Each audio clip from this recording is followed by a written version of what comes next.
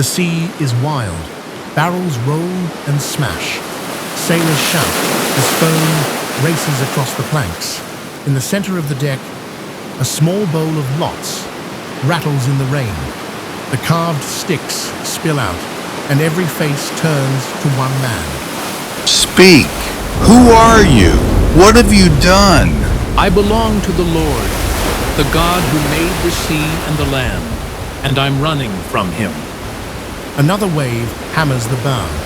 The mast groans. This is where a runaway plan finally breaks. Jonah is a prophet. When God speaks, he listens. But today, the message lands like a stone in his chest.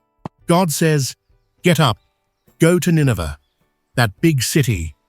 Tell them to stop doing evil." Nineveh is powerful. It has hurt Jonah's people. He also knows God is kind and quick to forgive. If Nineveh listens, God might spare them. Lord, please send someone else. I can't go there. The road to Nineveh runs east. Jonah turns his feet west. At a ship bound for Tarshish, as far as a ship can go, rocks at the dock. Where to? Tarshish. No delays. Coins drop into a rough hand. The gangplank thuds. Lines are cast off. Jonah goes below deck and lies down, as if distance could quiet the voice of God. The storm wakes, clouds pile up like walls. The sea lifts the ship and shoves it sideways. Water sweeps the deck. The crew fights the ropes and shouts orders that blow away in the wind. The captain spots a stranger stumbling up from below and yells, How can you sleep? Call out to your God. Maybe he will spare us. Jonah knows in his bones, this storm is no accident. It has come for him. Nothing helps. No oars, no skill, no quick prayers to small idols. So the sailors cast lots to find the cause. Wet sticks clack on wood, and the answer points to Jonah. Who are you? Where are you from? I serve the Lord, the maker of the sea and the land. I'm running from him. What should we do to you so the sea will calm down?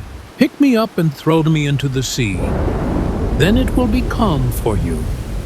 This storm is because of me. They are rough men, but not cruel. They row hard for shore, yet the storm shoves them back. Lord, please don't let us die because of this man. Don't hold us guilty for what we are about to do. At last, they lift Jonah. For one long heartbeat, everything pauses. Then he drops. The wind stops. The sea lies flat like glass. The men stare at the quiet water, then kneel with shaking hands. One sailor flicks a tiny idol into the waves. The crew makes promises to the Lord, the God who rules the sea. Nobody speaks at first.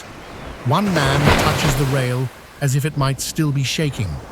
Another lets out a breath he didn't know he held.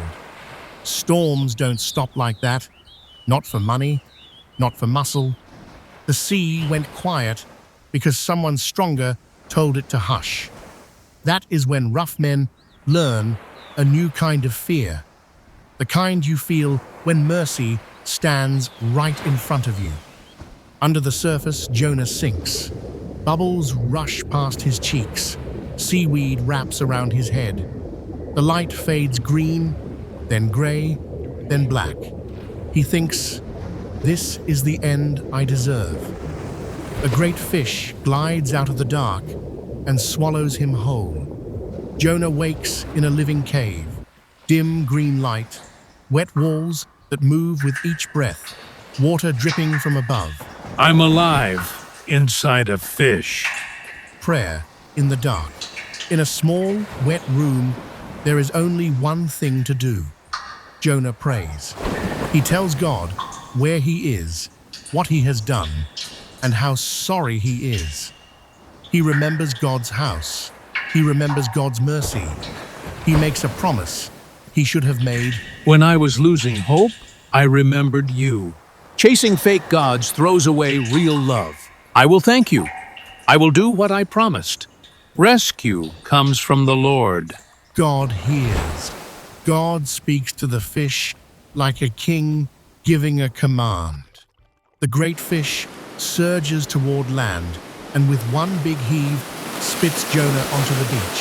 He lies there, slimy and smiling, breathing the best air of his life.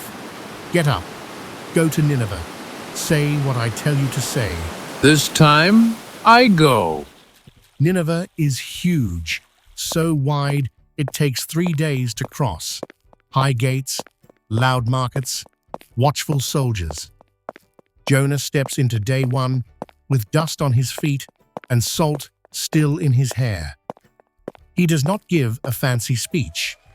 He simply speaks the message. In 40 days, Nineveh will be destroyed. Turn back to God. The words are short, but they land hard. A merchant lowers an idol and stares at it with new eyes. A guard takes off his helmet, listening instead of barking orders. A mother hugs her child and whispers, "We have to change." News runs faster than carts and louder than drums. The message reaches the palace. The king stands up, takes off his royal robe, and sits in ashes like any other person. Everyone, cry out to God. Stop doing wrong. Leave violence. Turn from evil. Maybe he will show mercy and spare us. God looks at Nineveh and sees the change. Hearts are turning away from evil. He decides not to destroy the city. Nineveh breathes. Gates stay standing. Children laugh. Night falls quiet for the first time in a long time. You might think Jonah would cheer. Instead, his heart ties itself in a knot. He walks to a hill east of the city, builds a small shelter from sticks, and sits to watch, just in case judgment still falls. Lord, this is what I was afraid of. I knew you are kind and patient. You forgive so quickly. That's why I ran. God answers with a lesson that fits in one day. Overnight, a leafy plant climbs the shelter and drops cool shade over Jonah's head. The hot sun eases. Jonah sighs and relaxes. At dawn, a tiny worm bites the stem. The plant wilts. A hot east wind leans on Jonah's face until he feels empty and weak. I can't stand this. Are you right to be this angry about a plant? Yes, angry enough to die. You cared about a plant you didn't plant or grow. Shouldn't I care about this huge city? Jonah's anger shrinks in the light of that mercy. There is nothing more to say. Evening softens the walls and paints the stones gold. The city that should have fallen still stands. On the hillside, a tired prophet gets up, brushes off dust, and starts the long walk home. He has learned what only a storm and a fish can teach. You can run from God, but you cannot outrun His mercy. Who is your Nineveh today? And what would mercy look like if it started with you?